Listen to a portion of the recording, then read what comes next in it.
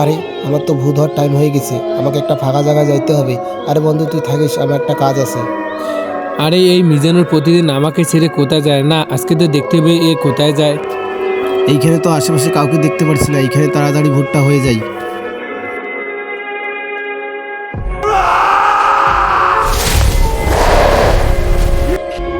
আরে আমি এটা কি দেখলাম রে?